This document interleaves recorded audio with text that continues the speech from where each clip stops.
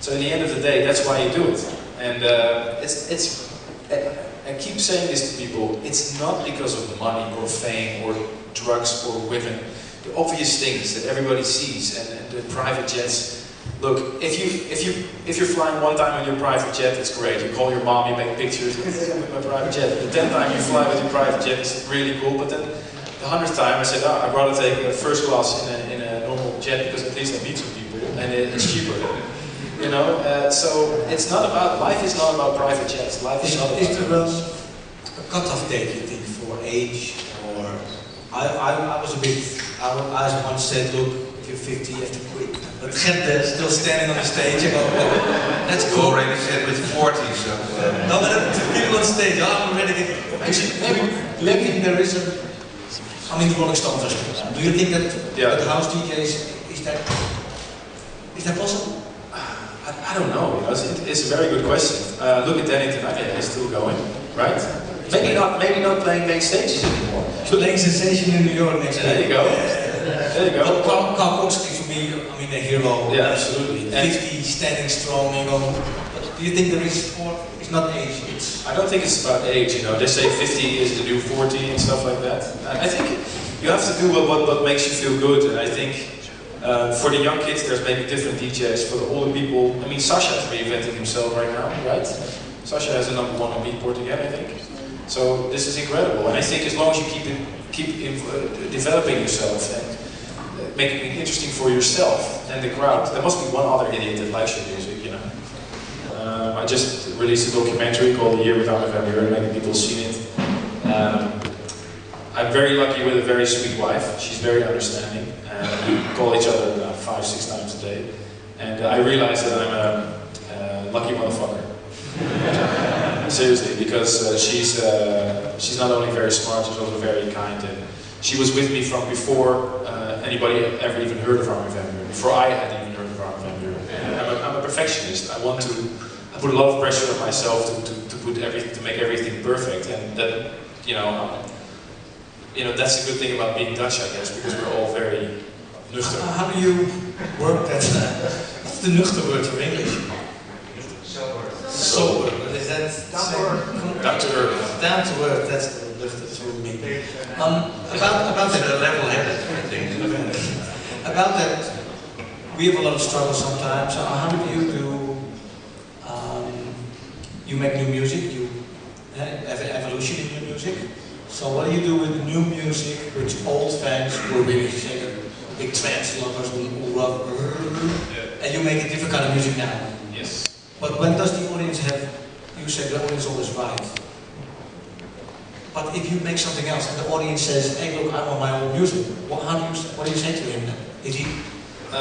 well, I have to learn, I have to know that I can't please everybody. You know this as well, because you can never please a crowd 100%. And this is something my dad told me when I once was really depressed. I read 10 good comments and only one bad comment from a guy, and he was really saying, no, this is shit, and you used to be better, Armin, and whatever not. And then he said, well, look, there's two things happening. If you're an artist, you paint a picture, for example, there's two things happening. First of all, you have an artistic expression, you paint a picture, right? And the second thing that's happening, you put a picture on display, and then people can have an opinion about it. But it's still your expression as an artist. I think first and foremost, I have a responsibility towards myself as an artist to be who I am. And you know, the biggest insult that people can give me is that this is not you, Armin. Yes, this is me. You have to learn to accept that I'm growing. My music taste is changing. I'm listening to more progressive music. I listen to ambient music because I grow older, so I get interested in other music styles. This is a normal thing. And if you don't like it, you can switch it off. You don't have to like Armin van Buuren. I'm not telling you to like No, but then I don't understand that one of the audience is always right. Well, the audience is always right, but I don't have to agree with the audience, you know what I mean? What else do you think that people like you and me can mean for the new generation, for the new young people, to give them an opportunity? And, I mean, you made a lot of money. Do you have ideas about it, or do you think, okay, no, the money is mine and mine's for my pension, or do you, do you have any ideas about this? To invest maybe in some new?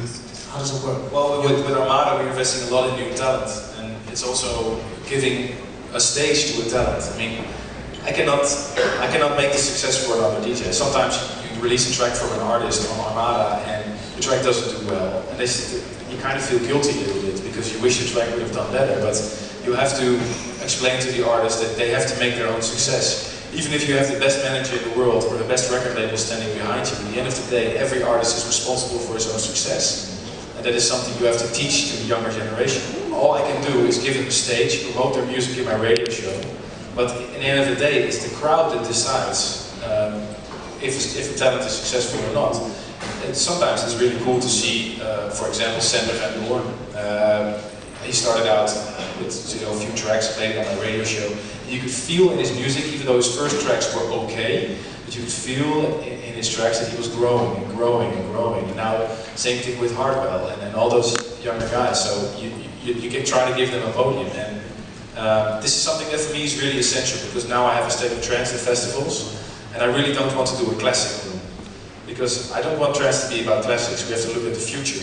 If the DJs want to play classics, fine, go your game. But I'm not going to do a classics room, because I feel, especially with the music that I believe in, there's so many new talent right now. You have new guys like Orjan Nielsen, Andrew Rael, all the Russian guys, RT, and those are young guys producing on a laptop with a cracked version of Fruity Loops or FL Studio with stolen samples, and they make the better tracks than I have in my studio that's $100,000, whatever, and this is great.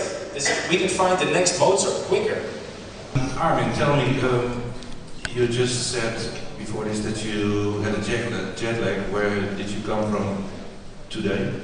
I landed Monday morning, with a KLM flight from Dallas, and I was in the US for 10 days, working on my new album in LA and doing a few gigs. Played Atlanta and El Paso last weekend, and I was awake at 4 this morning. Well done that you're here. You're working on a new album, and why did you decide to work on that in the USA? Because especially in LA, there's a lot of songwriters and really good vocalists. And if you want to achieve, you want to make a nice vocal track, sometimes it's nicer to work with an American artist. And she wrote a vocal, which I really liked, but we disagreed on the melody. And instead of working on Skype, I just went to LA and we sat in the studio and we had our boxing gloves on and we were fighting for a day, and then the vocal was finished. Most important thing is, if you are open and honest with your fans on the internet, they will be open and honest to you, and they will appreciate that. So I think that's how you get followers. But again, I don't think it's about having a big amount of followers or something. You have to do what you want to do. If it takes 2,000 followers and you're making your kind of music and you're happy with it, then that's great. I think sometimes we focus too much on the success of things. The money and the status, the DJ mag, the numbers. How many tickets did you sell? Yeah. Sometimes the parties of 200 people are better than the parties of 20,000 people. You know what I mean? It's about the emotion for me more than the ticket sales or the private chats. I heard Ben Liebland once say, some music should not be put in boxes, and some music should not take out of boxes. You know what I mean? I don't know, man. I don't know the difference between commercial and underground. I mean, some people think I'm cheesy as shit, and other people think I'm the coolest underground DJ. I don't know anymore. Funny thing, we are here to make some noise in 6 hours, it's including mastering. That track did better than some of the tracks that took 2 months to produce. So, sometimes it's just a thing you do in 6 hours, or sometimes you work for 2 months on a track. I never work in the same way either.